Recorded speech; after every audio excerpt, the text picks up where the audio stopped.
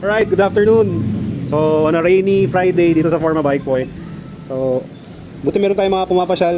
This time, medyo frequent tayo sa Husky ng mga 401 na owners. And for this episode, papalitan natin ng clip-on handlebars yung 401 na to. So, ito yung stock. So, si Sir, gusto niya ng medyo aggressive. So, yung clip-on handlebar size is 51mm, no?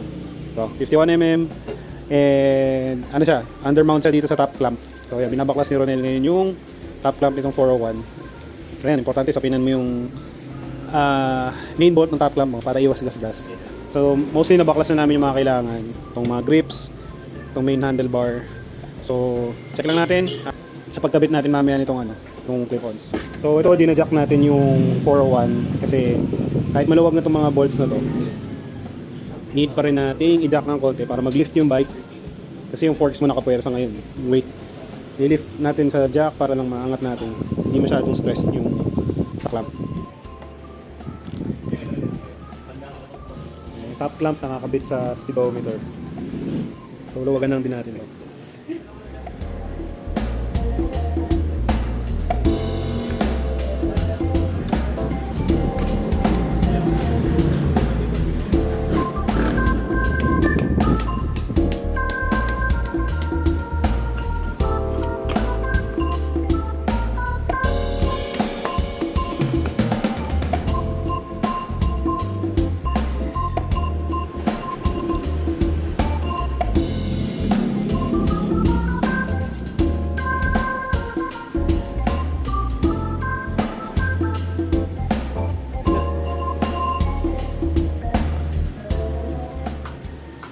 Alright, so tapos na tayo sa pag-install ng 51mm na clip-ons para dito sa Smart 401.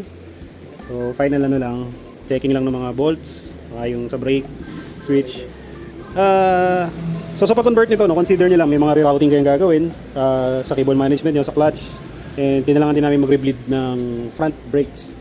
Pero overall, ito na yung kanyang form factor. So definitely, malayo siya sa stock. More aggressive. So, yung posture ni rider, mas mas nakayoko.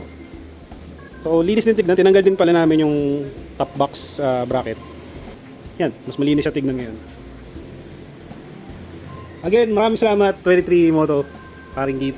Papi, ang name mo? Leo. Nice meeting you. Maraming salamat, pumasal kayo ngayon. Husky owners dyan, thank you din sa mga nagsusupport, mga napapasyal dito. Kung kailangan nyo ng mga basic services, mga ganito, or even parts, so nagpi-pre-order rin tayo ng parts. DM lang sa Forma Bike Point, dito sa Mandaluyong. Maraming salamat. See you here.